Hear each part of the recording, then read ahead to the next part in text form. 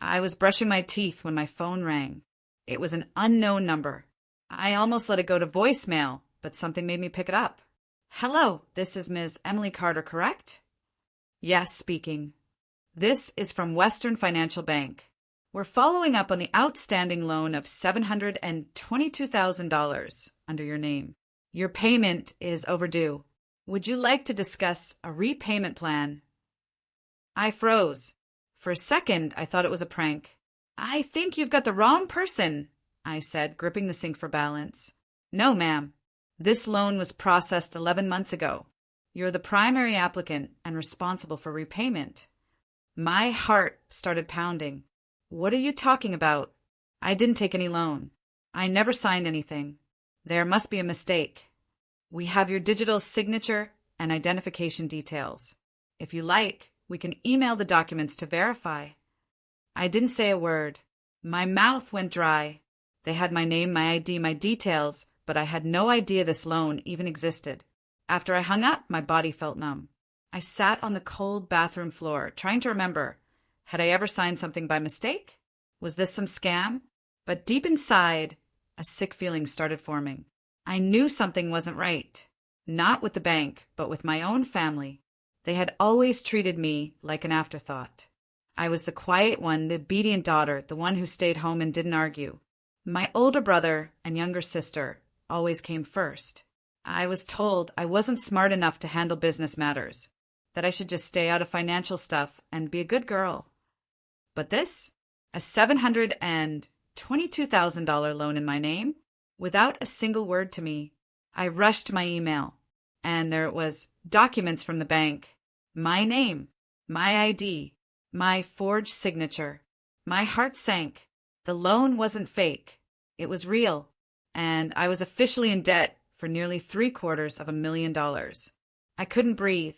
In that moment, every sacrifice I'd ever made for my family flashed before me. Every time I said yes to keep the peace, every time I let them make decisions for me, every time I let myself shrink to make them comfortable. And this was the thanks I got? I didn't know yet how deep the betrayal went, or just how much they had done behind my back. But I made a quiet promise to myself right there on that bathroom floor. They thought I was weak. They thought I wouldn't fight back. They were wrong. Growing up in the Carter household felt like being a spare tire, kept around, rarely acknowledged, but suddenly important when things went flat. My mom, Diane, had a sharp tongue and even sharper expectations, just never for me. Emily, not everyone's meant to shine, she'd say, waving her hand like swatting a fly. Some people are meant to support. Be useful at least, sweetheart. My older brother, Brandon, was the golden child. He could fail a college class and still get applauded at dinner. He's just under pressure, Mom would say, refilling his plate. And my sister, Alyssa, was the family jewel. Everything revolved around her. The way she looked, the way she spoke, even the way she threw tantrums. She's sensitive, they'd say, while I cleaned up the mess quietly in the background. I wasn't dumb. I noticed the pattern early on. When the fridge broke, I was the one figuring out how to get it fixed. When Brandon forgot to pay his credit card bill, I voluntarily made the payment to avoid Dad's rage. When Alyssa needed a ride across town in the rain, it was me who dropped everything. No one asked me to. They expected it, like breathing. What confused me more than the neglect was the possessiveness. Whenever I mentioned applying for out-of-state college programs, Mom would guilt-trip me. And leave us? Who will take care of everything here? You know Brandon has his hands full. And Alyssa's still finding her feet. Dad didn't say much. He just nodded at Mom and added, "You're not ready to live alone, Emily. You're not built for that." I started to believe them. They dressed it up as love and protection, but it felt more like being caged. Every time I dared to dream for myself, they clipped my wings with a smile. "You're such a sweet girl," they'd say, as if being sweet meant being silent. At 27, I still lived at home. Not because I wanted to, but because I didn't know how to break free. I worked a part-time job at a local office while helping Mom manage errands. Brandon and Alyssa both had flashier lives, careers, relationships, plans. I had structure, obligations, and invisible chains. Looking back now, the warning signs were all there. The way Mom never let me handle my own mail. The way she always offered to keep my ID in a safe place. The way Brandon once joked, Emily's name is the cleanest one in the family. If we ever need a loan, we know who to call. They all laughed. I didn't. At the time, I thought they were just being weird. Family weird. But now I see it clearly. They weren't protecting me. They were grooming me for something bigger, something I couldn't have imagined. And they were about to find out just how wrong they were about me. I couldn't shake the feeling that something wasn't right. After the bank call, I spent hours digging through my personal files and scrolling through old emails, trying to make sense of the mess. But the more I searched, the more I felt like I was unraveling some twisted conspiracy that I wasn't a part of. And the deeper I went, the clearer it became. It all started with a simple email I found buried in my inbox. It was from my mom, dated just over a year ago. "Emily, just a small favor," it read. "Could you please keep an eye on some documents I need to submit? I'll handle the rest. Don't worry about it." My mom had been handling things for as long as I could remember, so I didn't think much of it at the time. But this was different. It was part of a chain of messages detailing the loan application process. I pulled up the loan documents from the bank and stared at the digital signature, which was, without a doubt, a forgery. My name was on it, but it wasn't my handwriting. I had never signed any paperwork for a loan in my life. But the forged signature wasn't the worst part, it was the amount. $722,000. I dialed the bank again, trying to keep my voice steady. "Can you tell me what the loan was used for?" The silence on the other end was almost deafening. The loan was approved for a variety of purposes, including a home purchase and a family event. I felt a cold shiver run down my spine. "A family event?" I asked, my voice shaking. "What event?" "A wedding," the bank representative said casually. "The loan was processed in your name to fund your sister's wedding and your brother's house." The room spun as the truth hit me like a ton of bricks. They'd used my name, my identity, to secure a loan without my knowledge or consent, just to fund my sister's extravagant wedding and my brother's overpriced house. My sister had been the center of attention for months, flaunting her bridal gown, while my brother proudly showed off his new house to all of their friends. I suddenly recalled every conversation I'd overheard in passing. Moments when Brandon talked about how expensive his house was going to be, or when Alyssa made offhand comments about her dream wedding. But they never mentioned me. Not once. I felt the sting of betrayal cut deep, not just from the loan, but from the years of being manipulated into thinking I was just a small part of their world, a quiet presence, nothing more. The realization hit harder than I could have imagined. My family had taken everything from me, using my name like it was nothing, while I stayed trapped in their web. They had played me, and I was too blind to see it. I wanted to scream. I wanted to storm over there and confront them all, but I knew I needed something more, something solid, something they couldn't talk their way out of. It was time to fight back, and I was going to make them regret ever thinking they could use me. I couldn't keep it inside anymore. I had to confront them, had to make them face what they had done. After everything I uncovered, I wasn't going to let them pretend like nothing had happened. That night, I waited until dinner was over. Brandon was lounging on the couch with his phone. Alyssa was showing off some new piece of jewelry she had gotten for her honeymoon, and my mom was in the kitchen, as usual, making sure everything was perfect. Dad was already half drunk, staring blankly at the TV. I felt the tension building in my chest. I slammed the loan documents onto the dining table, the sound cutting through the air like a knife. Everyone froze. "What is this?" I demanded, my voice sharp with fury. "You've been using my name to take out a loan. For Alyssa's wedding and Brandon's house. Without telling me, without asking me. What the hell is wrong with you?" Alyssa's face dropped instantly, but Brandon didn't even flinch. He just looked up from his phone, completely unbothered. Mom, on the other hand, didn't even seem surprised. She walked over to the table, picking up the papers slowly, and then turned to face me with a calm smile, as though I was the one overreacting. "Emily, sweetheart," she said, her tone dripping with faux sweetness. "I don't know why you're making such a big deal out of this. You're our daughter. We had to do what was necessary for the family. Alyssa's wedding couldn't wait, and Brandon's house was a great opportunity. You're not using your potential, darling. I blinked, completely stunned. What? My potential? You stole my identity, Mom. You forged my signature to get a loan. You didn't even ask me.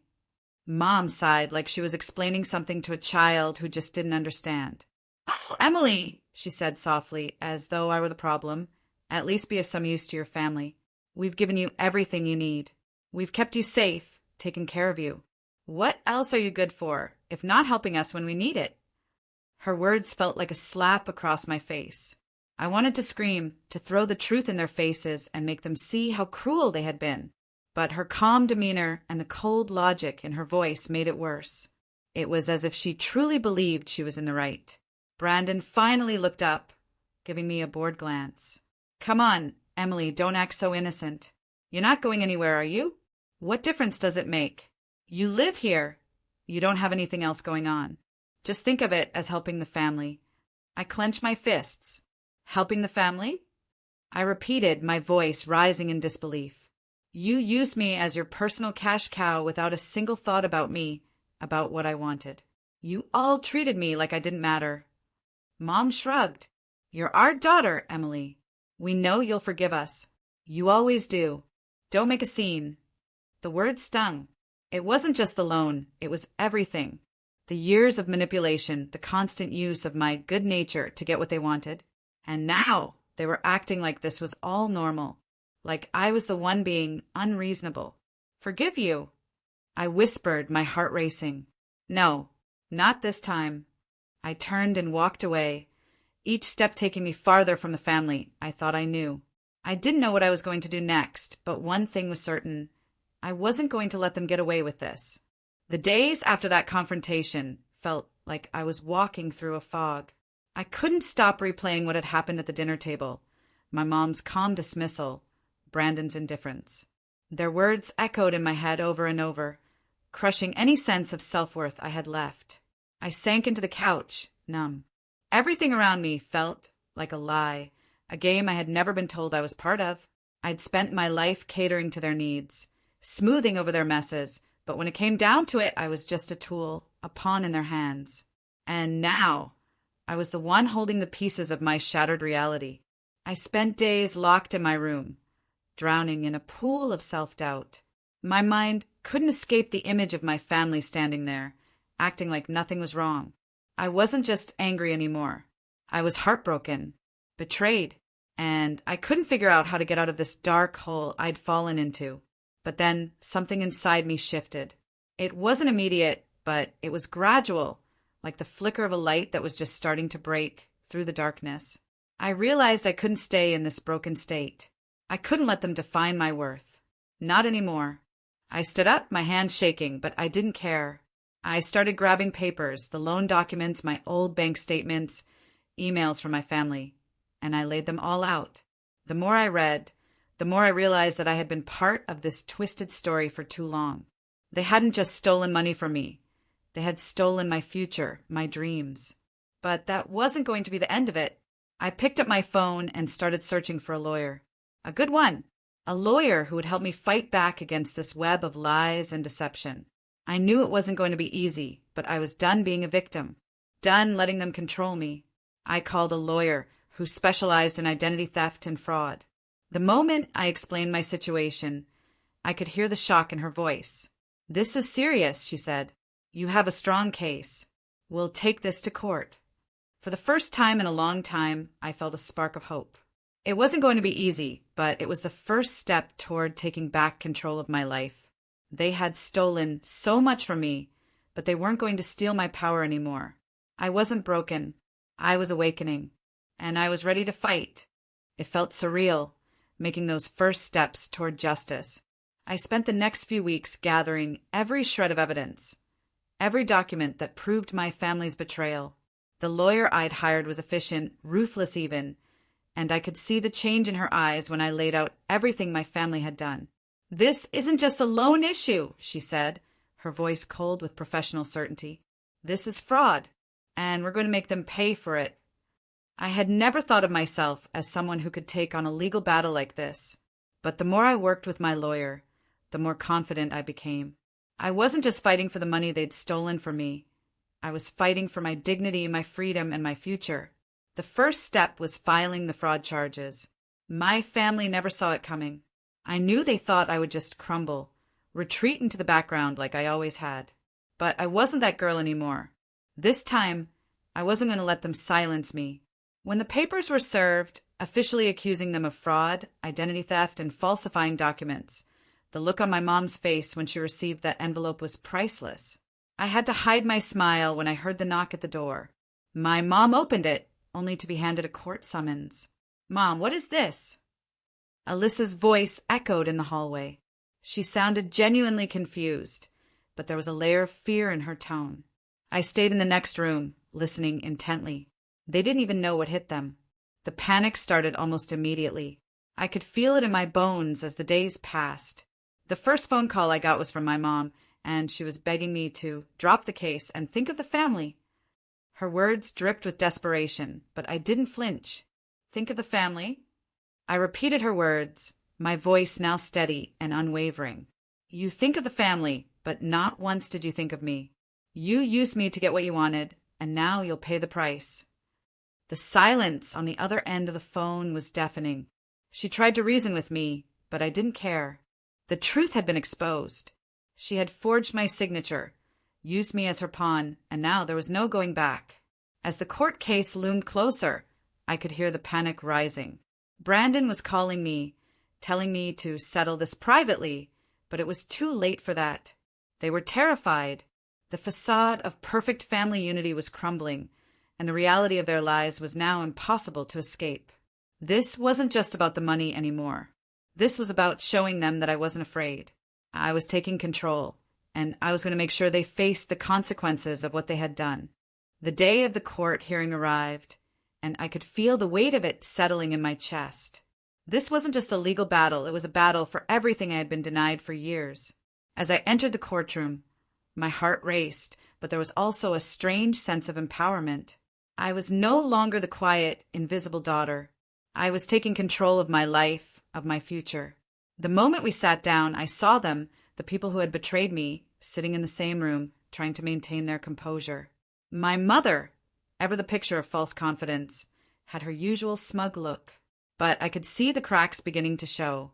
Brandon, who had always been the golden child, was fidgeting nervously. Alyssa was trying to act like she wasn't affected, but her eyes darted back and forth, unable to hide the anxiety. The trial began and the evidence was laid out. The forged signatures, the false claims, the financial records that proved how they had stolen from me, using my name to take out loans they had no intention of repaying. One by one, their lies unraveled.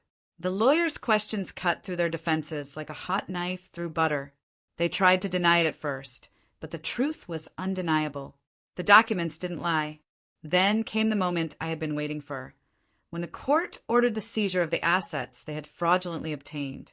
Brandon's beautiful new house, the one he had been so proud of, was taken away. I could almost hear the breath leave his body as the judge pronounced the decision. His expression was one of disbelief, a mix of shock and fury. He had thought he was untouchable, but now he was being forced to give it all up. Alyssa's perfect wedding, the one she had flaunted for months, was also a lie. It wasn't her money that funded it, it was mine. And now the consequences were hitting her hard. As the judge ruled on the case, her marriage, built on illusions of wealth and grandeur, began to crack. Her husband, who had supported her during her lavish spending spree, stood by her side in the courtroom, but the tension between them was palpable. Their marriage was falling apart right before our eyes. But it was my mother's downfall that hit the hardest. I had always thought of her as someone who could manipulate any situation to her advantage. But seeing her face when the ruling came down was something I would never forget. She had lost it all. Her reputation, the house that had been in the family for years, and any sense of control she once had, gone in an instant. She had always believed she could keep me beneath her, but now she was the one who was buried under the weight of her lies. It was over. The family I had once tried to protect was crumbling, and I couldn't help but feel a rush of satisfaction. This wasn't about revenge anymore. It was about justice, and I had won. The moment the court case ended, I felt like I was shedding an old skin. It was as if the years of being suffocated by my family's manipulation, the weight of their betrayal, all melted away. The legal victory had been sweet, yes, but the true reward was the freedom that came with it. For the first time, I didn't feel like I was living for someone else. I was living for me. I decided to leave behind the place that had become a prison in my mind. I moved to a new city, one where no one knew my name, no one had any expectations of me, and I could start fresh. The apartment I found wasn't much, but it was mine. It smelled like new beginnings. The quiet in the evenings, the stillness, was something I had longed for. I woke up each day with a sense of peace that I had never known. With time, I started to feel like myself again. I took up painting, something I had always loved but never had the time or energy for. I made new friends who didn't want anything from me. They appreciated me for who I was, not for what I could do for them. Slowly but surely, I found my voice again, the one I had buried under years of pleasing others. I began to feel strong, and not just in the legal sense. I felt powerful in knowing that I was in control of my own life, that I no longer had to live in the shadow of their demands. The hurt that had once seemed so overwhelming was replaced by a quiet confidence. I wasn't perfect, but I was finally me, and that was enough. As for my family, they had paid the price. Their lives had fallen apart in ways they couldn't control. Brandon lost the house that he had been so proud of, his dreams shattered. Alyssa's perfect wedding and facade of happiness crumbled. And my mother? She was left with nothing. No reputation, no power, no one to manipulate. Her world had unraveled, and there was nothing she could do about it. I had finally broken free. The karma had come full circle. And now I was living for myself, stronger, happier, and more content than I had ever been.